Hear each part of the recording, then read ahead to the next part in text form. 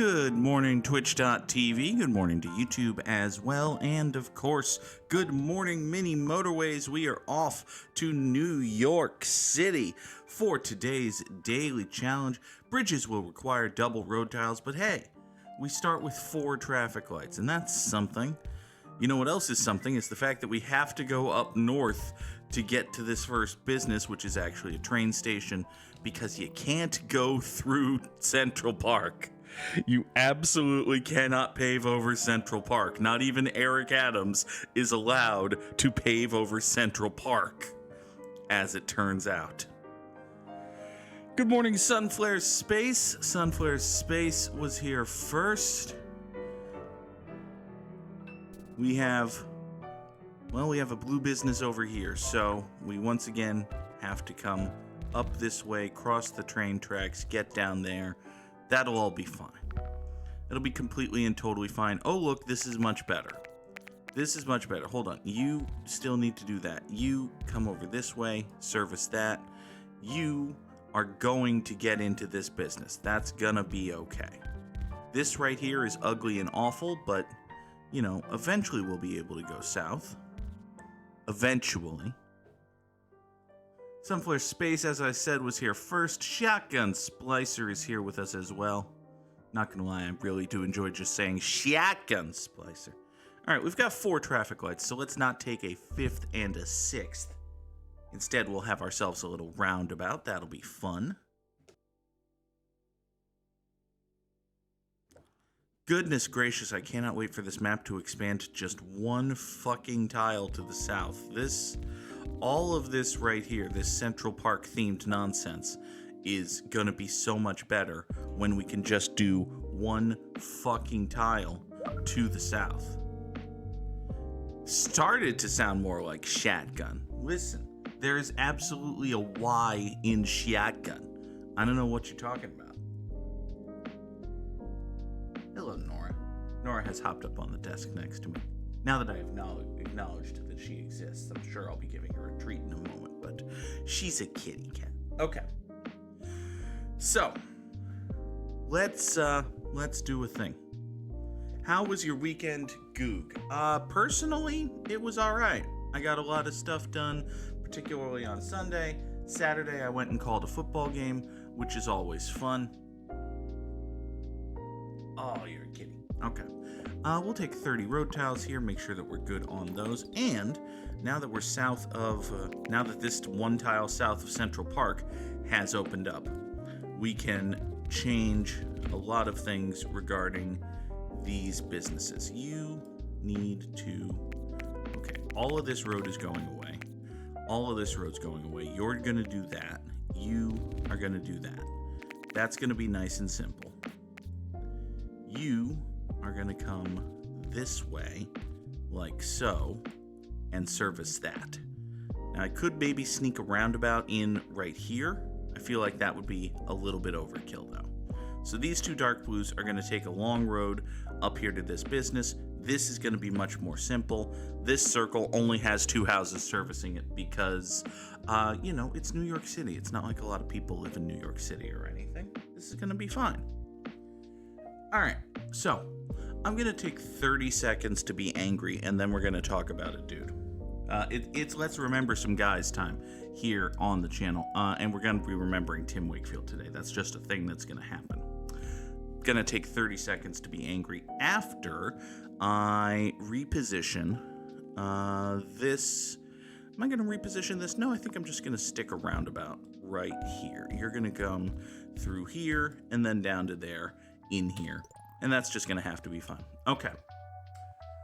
So for those who don't know, real quick, last week, Kurt Schilling, noted shitbag and, oh, let's just say Nazi enthusiast. Noted Nazi enthusiast Kurt Schilling went on his podcast and said that his former teammate Tim Wakefield was dealing with cancer and, you know, could use some thoughts and prayers. And that's all well and good, and you may be wondering why this makes Kurt Schilling a shitbag. Well, as it turned out, Tim Wakefield did not want that information to be public. And Curt Schilling did not know this. Curt Schilling just wanted to say something nice on his podcast to get a PR win because, he's had a run of bad luck lately, what with being a renowned Nazi enthusiast. So Curt Schilling goes on and blabs on his mouth about how his former teammate has cancer, despite the fact that his former teammate who has cancer didn't want anyone to know that. And then, over the next week or so, there's the predictable media shitstorm, and a bunch of people say that Curt Schilling's a shitbag and express their well wishes for Tim Wakefield, which is all well and good, and it was good to hear. And then yesterday, Tim Wakefield died. It's a true fact. It's a thing that happened. So, to recap, this dude, I don't know what condition Tim Wakefield was in for the last week. I don't want to know. I'm just going to state some facts. Whatever awareness and ability to function that Tim Wakefield had in the last 6 or 7 days of his life was spent dealing with a media shitstorm created by a dude who told the world he had cancer, even though he didn't want anyone to know that he had cancer. So, that is our 30 seconds of being angry. Fuck Curt Schilling. Fuck Curt Schilling. And one more time, for good note, fuck Curt Schilling. So Tim Wakefield was a pitcher he actually started as a first baseman with the Pirates, which, listen, if you've ever seen Tim Wakefield, he was a skinny dude, who could not fucking hit. So it's rather impressive that the Pittsburgh Pirates drafted him as a first baseman, but hey, people have skill sets, I suppose. Let's take, I'm okay on road. I'll take a third bridge just to make sure that we can cover, something spawns over here or off over this way. We'll have ourselves a third bridge. That's probably us good on bridges for the remainder of the run. Hey, look, a use for either 2 bridges or a motorway here. This is kind of really gross, actually. This is just awkwardly placed. You swing down that away, that'll be okay. You 3 probably might want to actually... Okay, let's do this. We've got these dark blues right here. What if you popped out this way and bridged yourself as such with a traffic light here? Is that silly? Is that dumb? Have I done a silly dumb by doing that? Possibly. Maybe. I think we're okay, though. So these 2 dark blues here, we'll swing out this way, we'll do a traffic light here, they'll take a left, bridge off of Manhattan, and then back onto it to get over to here. And hey, you remember 6 in-game days ago when I had 3 bridges? Yeah, now I have none. So, good work, the _Goog. Tim Wakefield was a first base prospect for the Pittsburgh Pirates who could not fucking hit. And it turns out that if you cannot fucking hit, the Pittsburgh Pirates don't want you to play first base for them. In fact, nobody wants you to play first base for them. So, in order to increase his chances of making big leagues, Wakefield took to pitching. And more specifically, he took to the knuckleball.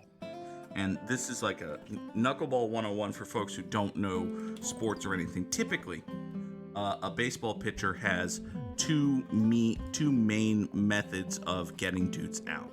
He has throw the ball as hard as you fucking can right past them, or make them think that you're going to throw the ball as hard as you fucking can right past them, but actually put a little twist in your wrist or something so that at the last minute the ball dives out of the way and they look silly. Okay? That's how 99.8% of pitchers work. Tim Wakefield was not that kind of pitcher. The other 0.2% of pitchers is knuckleball pitchers. And the knuckleball is a little floating pitch that jukes and dives and dashes out of the way because it has basically no rotation, so it's entirely incumbent on gravity and whatever the wind is in that situation, and also just plain random old chance. The knuckleball is a ridiculous monster of a pitch if you can throw it properly, and worse than a batting practice fastball if you can't. And the beauty of the knuckleball, or of course the frustration and horrible pain that'll kill your career and drive you insane, is you never know which it's gonna be pitch to pitch, which, I mean, even for the hitters, both the hitter and the pitcher, for the most part, when a knuckleball is thrown, have no idea where the ball's going. None whatsoever. It's terrifying. Speaking of things that are, actually, no, we can't really make that transition, but we're going to swing, I'm going to chop these two reds off of this circle, and we're going to send them over to this business here. Now, I'd like to do that with a bridge, and actually I think I will. Because what I can do, having separated these dark blues from this red road, is I can draw motorway number 2 to do this. And then once we get that bridge back, which we already have, I can just, oh, this lines up perfectly. Look at that. One nice diagonal road getting these two houses up to here. Fucking brilliant. This is not so great, actually. Not as big a fan of this, but you know. All right, can we get one more light blue spawn down here, please? Game. Mini motorways, can we get? Mini motorways, can we get? Can we get one more? No? Okay. All right, fine. That's fine. That's good. Great. Okay. This right here would be a bad traffic light, so I'm not going to traffic light it. It's not a great intersection as it is, but you know. And for lack of a better option, at the moment, we're going to take motorway number 3 and swing it up here. Okay. And over the course of, baseball, there have been, a few dozen really successful knuckleball pitchers, and when it works, the knuckleball is incredibly frustrating to hit, and you look at it and you're like, how does anyone ever hit this? But when it doesn't work, you get the ever-loving shit fuck. You get beaten to crap, basically. Here, let's take a bridge, and Shotgun Splicer says you could save some roads by switching the houses supplying your dark blue circle, with your dark blue square. So, basically, these 3 would serve this, these 3 would serve that. I mean, yeah, that does just seem good and smart, honestly. Yeah, we can do this. We can, you know what, I'm even going to kill motorway number 2. You can come up here like that. We'll kill all of this road right here. So now these 3 houses go up here, into the roundabout, up that way, service that. That's cool. Meanwhile, you two can, you two can swing this way, up over to here, service that business. That's going to be okay. Now, this business right here, I think we're going to try to serve with this dark blue situation. That's going to have to be okay. And then we've got this green, which needs a motorway, which is right here. We're going to get that motorway back right now, actually. Perfect. The new motorway number 2 comes over to here. Bingo, bango, bongo.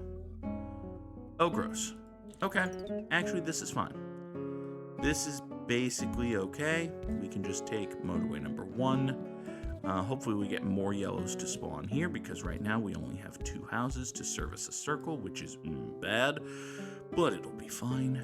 I don't love having both of these come together at the same in place, but it'll be okay, won't it?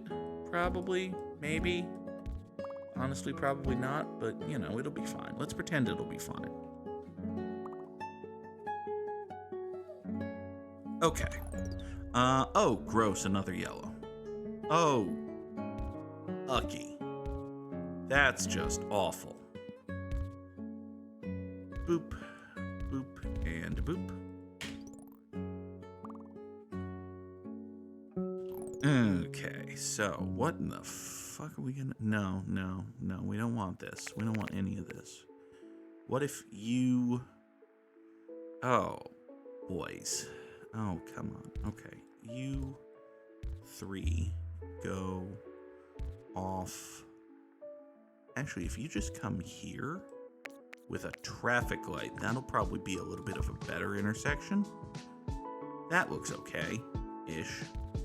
And now you two can serve that. Okay. That seems workable.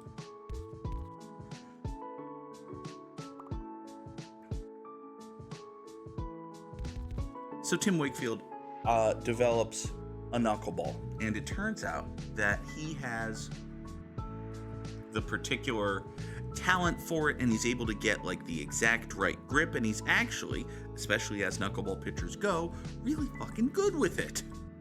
And the Pittsburgh Pirates, because they have an organizational refusal to roster any really good players, I believe they traded him to the Red Sox. He might have just signed with the Red Sox. But point is, Tim Wakefield winds up on the Boston Red Sox after the 1995 season, and long story short, falls the fuck in love with Boston. Boston falls the fuck in love with him, and he becomes one of the most beloved Red Sox players of all time.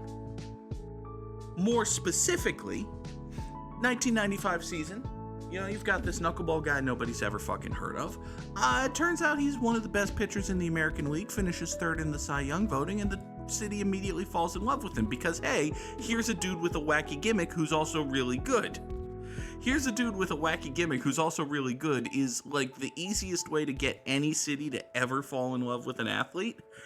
So it didn't take much for Boston to really start liking them some Tim Wakefield, because he was, again, a dude with a wacky gimmick who was also really fucking good. That results in good things. It's good outcomes. All right, let's boost the Spotify just a tiny little bit. That'll be fine. Hopefully that's fine. If that's not fine, let me know and I'll fix it. It'll be fine.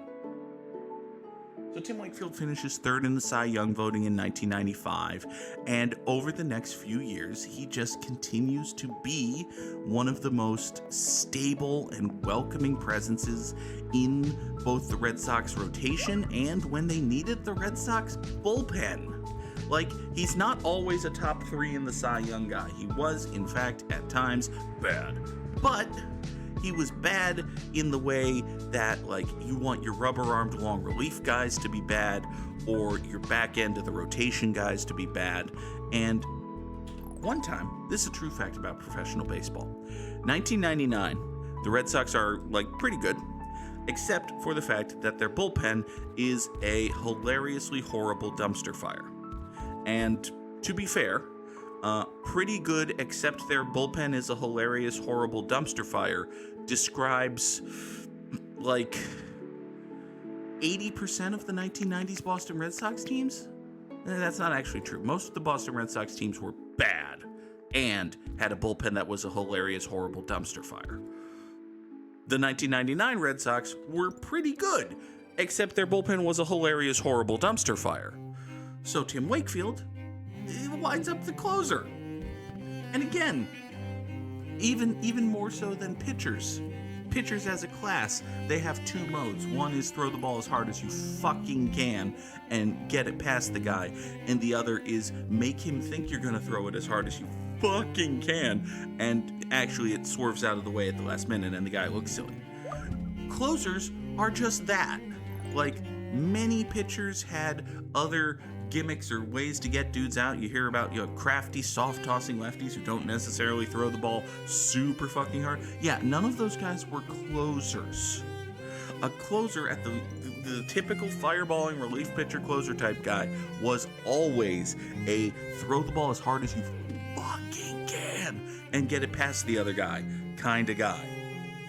The Red Sox used Tim Wakefield, a scrawny knuckleballing dude as their closer. Incidentally, I should have mentioned this at the beginning. The knuckleball is fucking impossible to catch on account of the random ass floating it does. So, in addition to having this soft tossing dude come into games at the end when you're trying to win, you've also got, like, no idea where the fucking ball is going, so nobody can fucking catch it. It's terrifying. I'm not gonna lie, as a Red Sox fan in 1999, it was fucking terrifying watching Tim Wakefield close games. But do you know what else happened? The Red Sox won those fucking games because Tim Wakefield was good. Tim Wakefield's 1999, I just looked at the stat line like yesterday because, well, I mean, why are we talking about Tim Wakefield? You can figure out why I looked at the stat line yesterday. He started 17 games for the Red Sox. He had 15 saves for the Red Sox. He had the weirdest 140 league average innings you will ever fucking see in your entire fucking life. It was weird, it was wild, it was wacky, and again, as if they hadn't already, Boston fell to fucking love with Tim motherfucking Wakefield. Okay, so we've got these two red houses.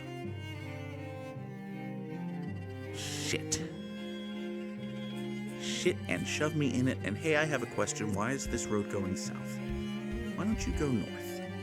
You should go north. I think it's better if you go north. That's advice for this red road, and it's advice for a romance path in Detroit, become human. I think you should go north. Alright, you come here. We're gonna draw motorway number 4 going out this way to service this red business. That's gonna be okay. We've got so many greens right here. My goodness. Okay.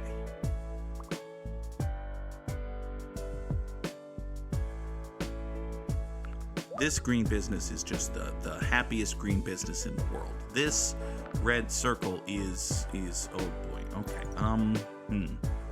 All right. You know what? I think perhaps we are in trouble, actually. But let's see here. So if this business is a circle, I can chop this off of this, and we can restructurate this road like so. No, like so. Send these 3 down that way. That's lovely. Let's take you, send you off that way. We'll traffic light right here. That might actually go a long way toward being okay. This was a very convenient red spawn. If a red wanted to spawn here, I would be very happy with that. What if you 3 swing like that and you go that away there? Now we've got 3 reds for this business, ultimately 4 reds for this circle. This is a good traffic light, even though it looks really weird. Let's take a bridge, given that we have no bridge. You 4 reds go up this way. You 3 yellows still come into here. Okay, that's all fine. This all is actually fine. Great. Okay. So over the next few seasons, Tim Wakefield is a steady presence in the Red Sox rotation. He's never amazing, but he's always at least okay, usually pretty good. And it's a fun gimmick. It's a thing that you don't see in baseball other than, for the most part, Tim Wakefield in the Red Sox rotation. Like, there were some other knuckleball guys active at the time.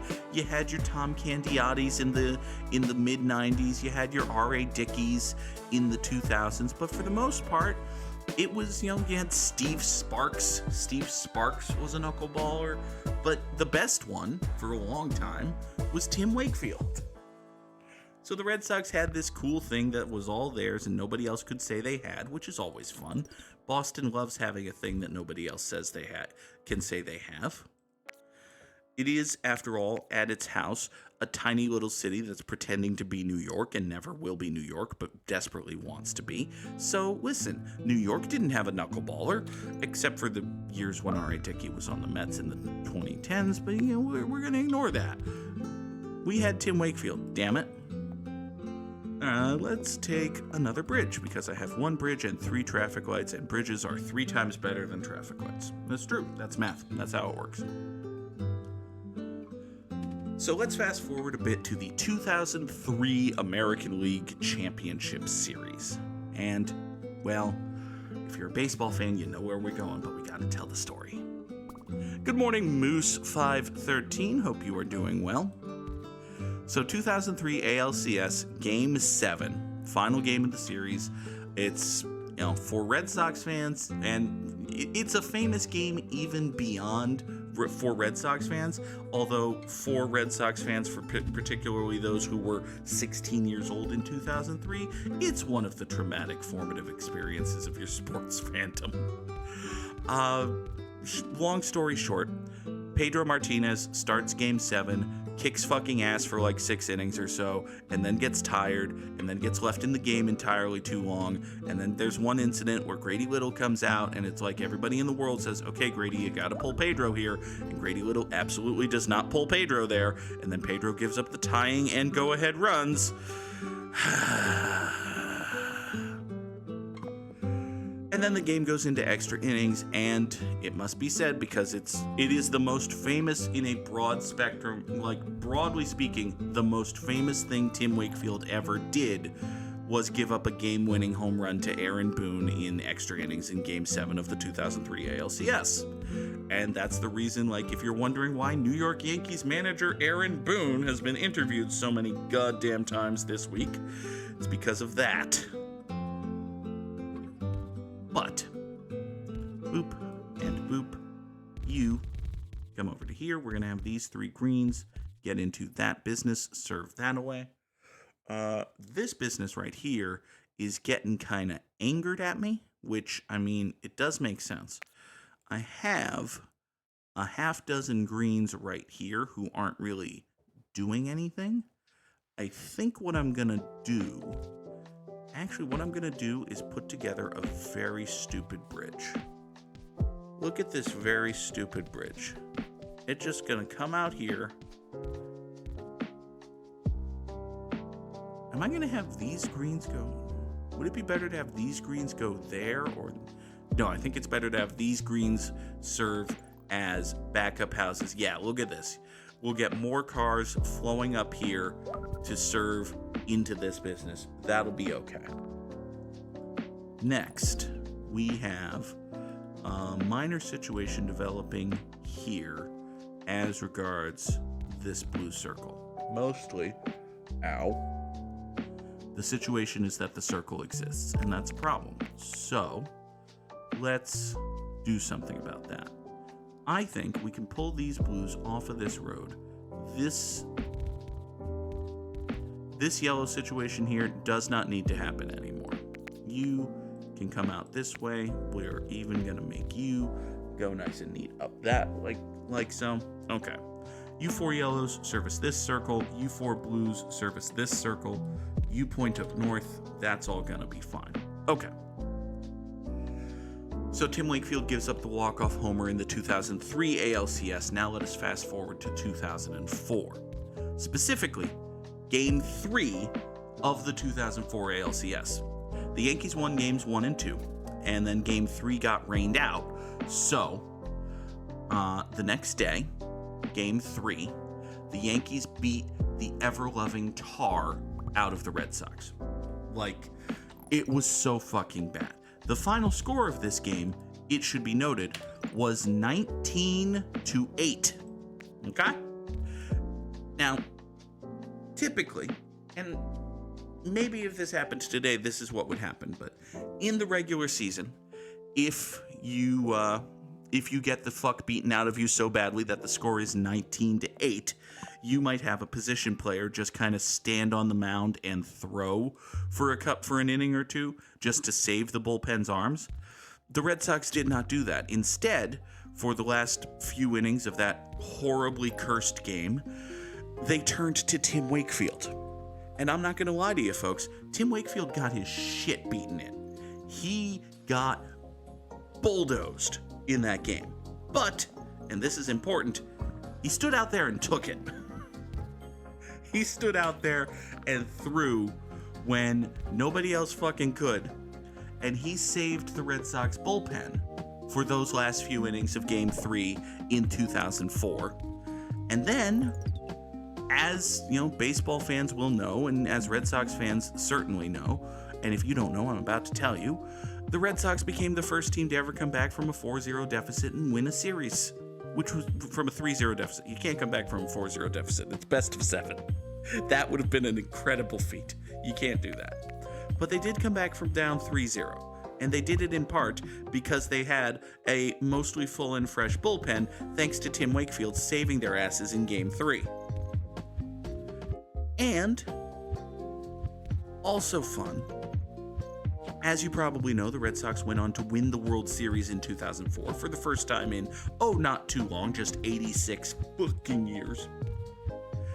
And I just remember, and this is the reason I'm telling this story, even if I'm telling it poorly, I was so fucking happy to see Tim Wakefield a year after that Boone home run, which has come to unfairly define his career. And even at the time, you knew it would. Like, it's a walk-off homer in Game 7 of a league championship series. Of course it's going to be remembered. A year later, to see Tim Wakefield, first of all, holding the American League Championship Series, the American League Championship trophy at Yankee Stadium, the same place where he gave up that home run.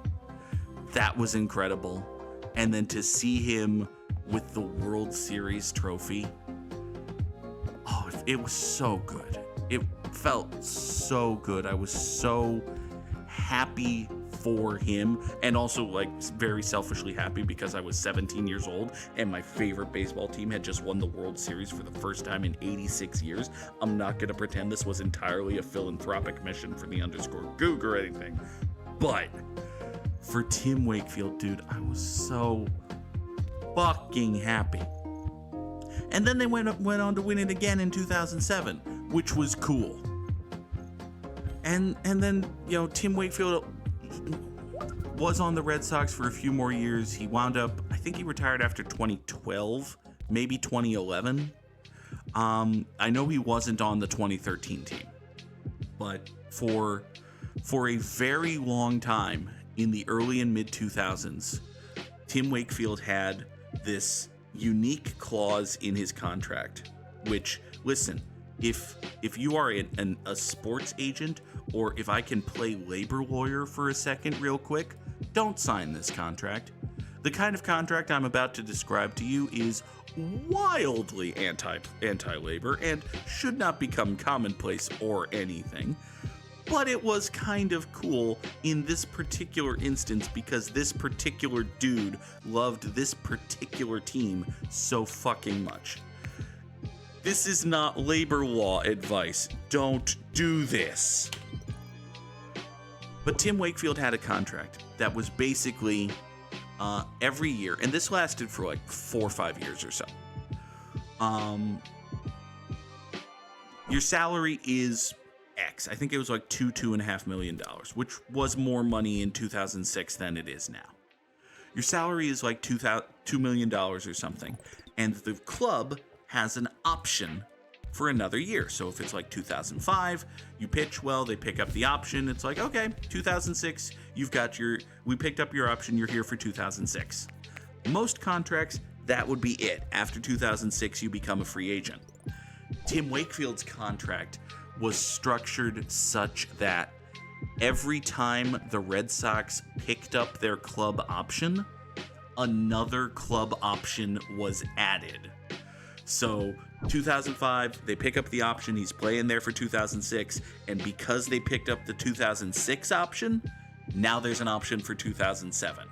And they pick up the 2007 option, now there's an option for 2008. And they pick up the 2008 option, now there's an option for 2009. Like, the contract was structured so that it was very clear Tim Wakefield was going to pitch the rest of his career with the Boston Red Sox. And that's what wound up happening. He never left. He never wound up going to another team. He finished out with the Red Sox. He got inducted into the Red Sox Hall of Fame. He pretty much immediately became one of the talking heads in the broadcast booth or in the studio doing pregame and postgame shows. He was a tremendous guy by all accounts. Like, I never met him or anything, so I can't speak to that personally, but he did so much charity work. He was so fucking beloved in New England for the things he did for the Red Sox and for the community, and it's a fucking shame that he's dead at 57, which is stupid. It's a stupidly low number. And I know there are people who die at lower numbers than that, and that's also stupid. Cancer sucks. I don't know if you've heard this before. I don't know if this is a revelation to you, but turns out cancer, bad. Samurai Sam went to a Red Sox game in Cleveland where Wakefield became the Red Sox all-time leader in innings pitched. That's cool. That is very cool, Sam. I don't think I ever saw him pitch live. I only got the chance to go to like a handful of Red Sox games, especially when he was active. Like, that 95 season was insane. It certainly helped that, like, 1995 was the year after the strike, so every baseball team needed something to get, fans back interested in the club after the owners had fucked over the players so bad that they needed to strike to fix it. But, the players didn't win the PR battle that time. Point is, yeah, every team needed something. The Orioles had Cal Ripken's streak.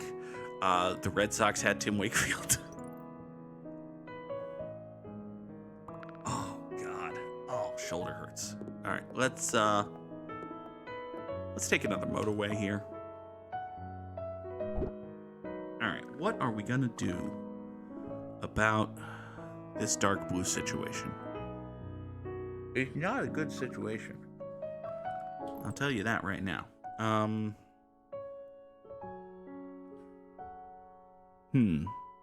This one over here, you've only got 4 houses going into you. I can't really pull anything from here because this business is also right on the cusp of fucked. Also, this green circle's mad, which I sort of understand, I guess. I guess I can see why you would be mad. Here, we're gonna have to pull. You go that way. You two. I don't have a bridge, though. Well, perhaps I don't need a bridge. Perhaps we can just make something up. Can we just make something up real quick? That seems feasible. What if we just take these 3 right here, motorway number 6 for them, over here? Sure, that's gonna work. Good morning, Trombone Dalek. Alright, and if you want to come this way into there, I'm sure that'll work out just fine and dandy. You come out to here, that's okay. Alright, so we just got some greens over here. That doesn't actually solve the dark blue problem, though. The dark blue problem can be solved by calling your senator. No problem can be solved by calling your senator. It's one of the lies of democracy. Anyway, shit.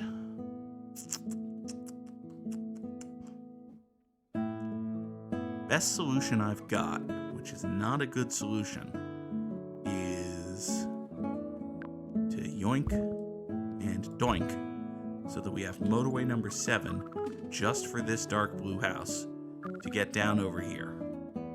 I don't necessarily think that's good, but we are desperately low on alternatives.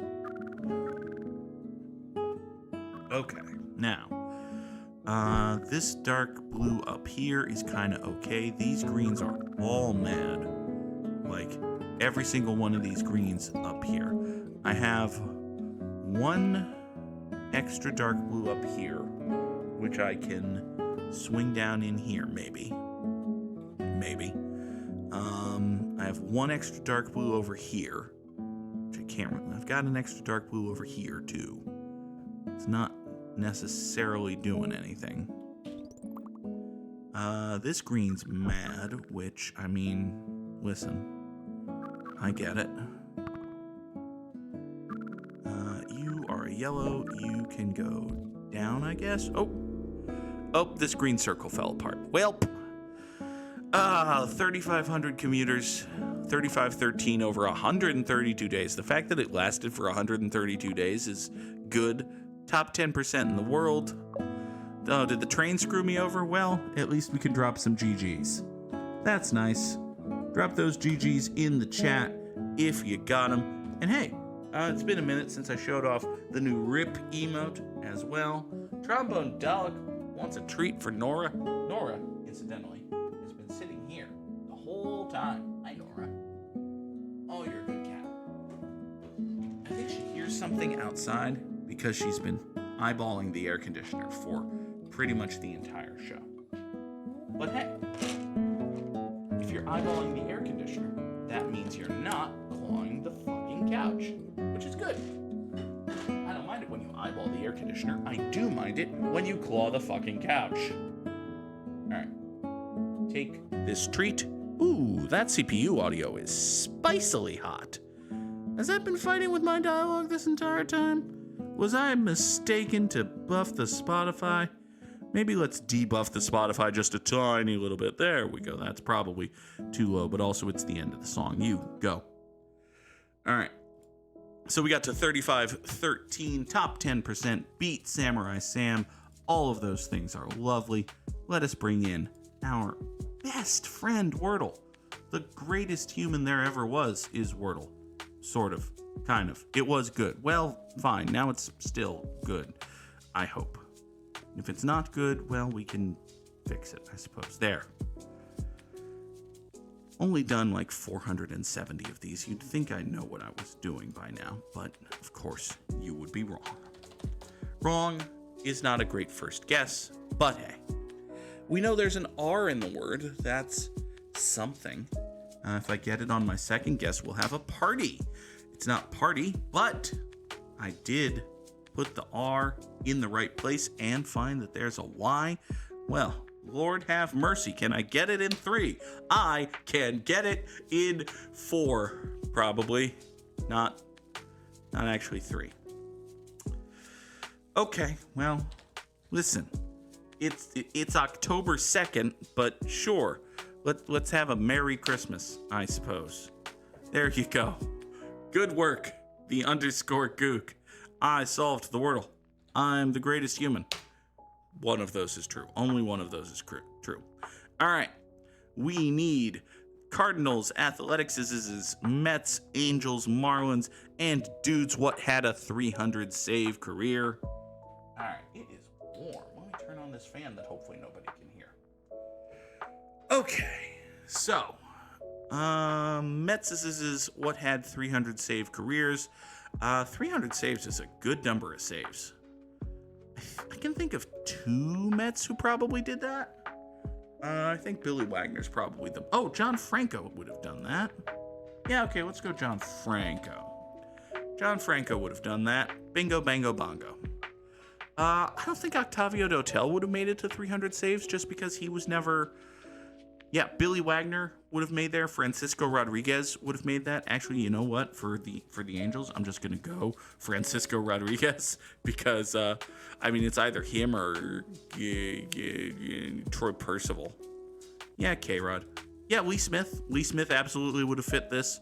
Former all-time saves leader. A Marlin with 300 saves in his career is question. I don't think Lee Smith pitched for the Marlins. I don't think Billy Wagner pitched for the Marlins. Could be wrong about both of those, but God, who the fuck would have pitched for the Marlins and gotten 300 saves in his career? 300 saves is a lot of saves. Good morning, Circle Master. Oh, Lord. What 300 save guy would have pitched for the Marlins? Rob Nen did pitch for the Marlins. Would he have gotten the 300 saves? That's like, there was no discussion about Wrestle Dream. We talked about baseball instead. Wrestle Dream ruled. Wrestle Dream was a really good show. I was kind of on the fence about buying it, and then I bought it, and I'm happy I bought it, which shouldn't be the story with an AEW pay-per-view, because, you know, they should probably make you super excited to buy their pay-per-views rather than being kind of on the fence about them. But hey, you bought it and you were happy you bought it. Those are the two things they ultimately care about. Yeah, let's go Rob Nen. Rob Nen did in fact get to 300 saves. The angriest stare. Oh right, Rob Nen's photo is just the angriest dude. Also, Trevor Hoffman was a Marlin. The more you know. It was very weird to see, for those who don't know, Adam Copeland, formerly known as Edge, showed up on Wrestle Dream last night with his WWE music and his WWE entrance and his WWE pyro.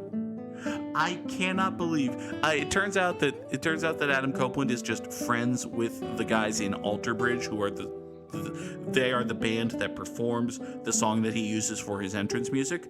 So he has a personal deal where the music stays with him. I kind of can't believe that WWE didn't find a way to lock up that music, because the same fucking song. Anyway, let's bang out some guys real quick. Don't. Oh fuck, that's the title of the episode, isn't it? All right, fine. It'll be fine. Title of the episode. Also, my incredibly loud typing.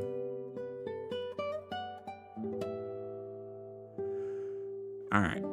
An angel and a cardinal. Let's go with David Eckstein. Not reinventing the wheel here. Only 9%. Well, I suppose Albert Pujols is marginally more famous than David Eckstein, I guess. A Met and Cardinal is a good question.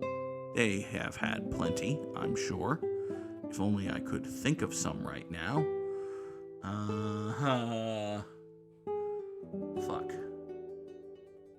Fuck and fuck.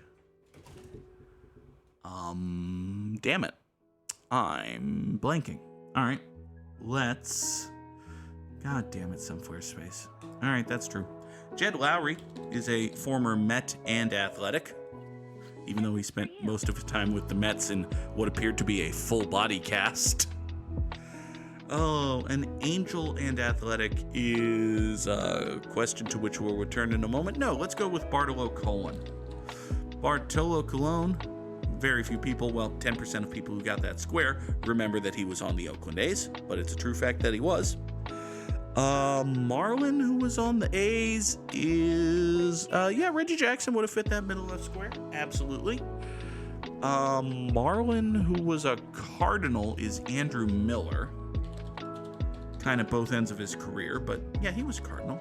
He was indeed a Cardinal. The Pope appointed him and everything. Marlin, who was Matt Stairs a Marlin? Yeah, that sounds right. Matt Stairs. Not a Marlin. Dagnabbit. Consarn it. Curse is foiled again. I would have gotten away with the two if it weren't for you meddling moose and your help. Oh, dang it. Oh, no big deal. I believed it. I'm the one who typed it and entered it. And now, was Braden Looper? Yeah, Braden Looper was a Cardinal, wasn't he? Braden Looper. Let's remember a guy, Braden Looper, for the top middle square. I don't really remember anything about Braden Looper. Carlos Beltran probably would have gotten more than 0.4%. That's true. Braden Looper, also a former Marlin. That's true. You can see it on his hat. So, hey, we got 8 out of 10 The most famous Marlin and A is, I don't know, Jesus Luzardo. Okay. All right, fine. Also, Mike Piazza. Mike Piazza did play for the A's and the Marlins for a combined total of like a month and a half, probably. But, yeesh. That's a Christian lizard. Anyway, thank y'all folks very much for being here for Good Morning Mini Motorways. I will be back tomorrow morning at 7 o'clock Eastern, work permitting, of course, and tomorrow evening for Final Fantasy Tactics. Until then, I hope you have a wonderful day. Take care. Bye-bye.